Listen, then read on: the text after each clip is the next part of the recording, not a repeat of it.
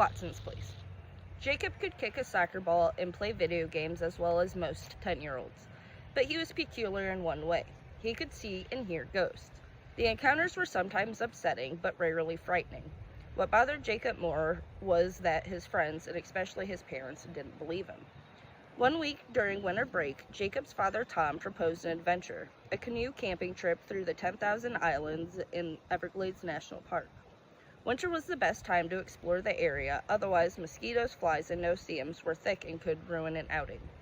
Jacob was excited. Canoe camping could be fun and challenging, but he did feel some hesitation. Were there ghosts in the 10,000 Islands, and if there were, what were they like? Few people asked such questions, but ghosts rarely left Jacob alone. They were lost souls wandering, searching for peace, and not knowing how to find it. Jacob felt a similar sense of dread on the drive from their home in Orlando to Everglades City. In the heart of 10,000 Islands, he was reading the Everglades guidebook that described campsites on their itinerary and came to one called Watson's Place. A notorious outlaw named Ed Watson settled on an old Calusa Indian shell mound and began a farming operation. According to the book, Watson killed several people on the site, about 50 before 1910, fun fact, and the bodies were never found. The book concluded, and if you're here by yourself, don't be surprised that the spirits of Watson's victims keep you company, whispering in the wind. Jacob shuddered. Tom noticed the change in Jacob's expression. What's wrong? Oh, nothing. Come on, tell me. I've seen that look before. Well, this book talks about this one campsite having a lot of ghosts. Watson's Place? Oh, come here. The author was just having a bit of fun. Jacob fell silent. It wasn't funny to him. Now, Jacob, don't give me that look. This trip will be great. And soon you'll be so tired by the time we get to Watson's Place on the first day, you won't even be thinking about ghosts. Plus, how many times do I have to tell you? There are no such thing as ghosts. Jacob nodded. He had heard it all before. Obviously, his father had never had ghosts calling to him from the shadows, or felt cold chills rushing along his face, or experienced the heavy, unsettling feeling of being visited by a restless spirit. It was a burden he would have to bear alone. After receiving a permit for their 5-day trip from the ranger station, father and son packed their canoe and set off across the wide bay. It's 17 miles to Watson's Place, Tom announced, but I think the winds and tides will be with us most of the way. After 3 miles, Tom steered the boat over to a red-tinned roof shack on pilings in a tiny town. This should be the Smallwood store, he announced. The guidebook says Seminole Indians and early residents would trade and buy goods here. Now it's a museum. They must have paid a small interest fee and wandered through the wooded structure, viewing exhibits and early trade items. A gray-haired woman worked the counter. Where are you headed? She inquired of Jacob. I saw you pull your canoe up. Watson's Place, Jacob replied rather grimly. Oh yes, Ed Watson's old place, she replied. Her nod was as grim as Jacob's look. Did that man really kill a bunch of people? That's what they say. Killed his workers one by one instead of paying them. But it's hard to prove. No one ever witnessed him doing any killings, and they never lived to tell. The whole bunch there were desperados. What happened to him? I mean, Mr. Watson. Well, the story goes that he pulled up here to one day, and a big crowd was waiting for him outside the store. They heard he had just hunted down a man and shot him. Everyone was kind of afraid of Watson, so they guessed they figured they were safer in a group.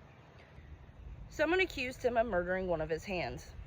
When they asked for his gun, an argument started. Watson had a short temper, and Watson raised his shotgun and pressed the trigger, but it misfired.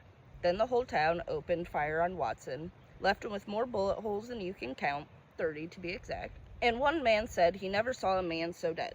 That was the end of Ed Watson. They buried him on one of the keys not far from here, but they later moved his body to Fort Myers to be near his wife's grave. Guess the townspeople then didn't want him too close, even when he was dead. Jacob nodded. He could understand, but he knew that wouldn't stop a ghost from returning. Even with the incoming tide helping them up the Lopez River, Jacob was bone tired by the time they reached the high, cleared mound of Watson's Place campsite. Much to their surprise, there were mosquitoes, even though it was late December, making them wonder what a place like this was like in August. Swatting bugs, they pitched tents, and Tom cooked them a noodle dish. Typical camp fare. and they went to bed soon after sunset. Tom had been right about one thing. Jacob was too tired to think about the ghosts, and he went right to sleep. Jacob woke up just before dawn. Twilight was spreading over the mangrove trees. The tide was out, exposing numerous mud banks. Blackened trunks of long dead mangroves lay exposed and twisted like fallen bodies. Raccoons scurried along the shore in search of food. Wading birds poked about the shallows. A small alligator drifted past. Jacob stretched stiff muscles and began to explore.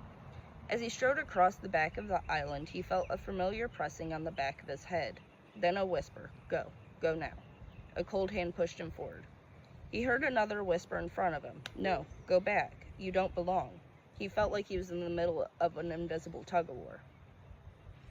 When he pushed through a small opening in the mangroves, he spotted two ghosts standing on the edge of a watery pool. They were dressed in old-time clothes and floppy-brimmed hats, and one wore a handgun. They were arguing, and in the faint light, their voices seemed to float on the heavy air. "I'm due my pay," said one man with a long scar on his cheek. "I've been working for you for months with not a dime to show for it. I'm due my pay, and then I'm cutting out of here." The other man, who Jacob assumed was Ed Watson, poked a finger at the chest of the other. "You work till I say you're done. You're a wanted man, like all of us, and I'm giving you shelter here." "More like prison," the other man shot back. "This place is a hellhole. The bugs alone will drive you crazy. I'll take my chances somewhere else." The man lunged for Watson, but Watson knocked him back. "You want pay?" he shouted. "I'll give you pay, just like I paid the others." With lightning quickness, he drew his 6 gun and shot the man directly in his forehead. As the man fell back into the dark water, slack-jawed, and a ghostly image faded, and an osprey's whistle pierced the air. Jacob heard a loud rustling behind him and turned to see if it was another ghost or person. It was his father, rushing down the trail in the dim light with a sleepy-eyed look. "I thought I heard arguing," he said, puffing, "and then a gunshot. And who was that guy with the floppy hat?" He hesitatingly peered through the mangroves, wiping his eyes. "Are you okay?" Jacob smiled. "You must have been dreaming, Dad. There's nothing here but birds and raccoons."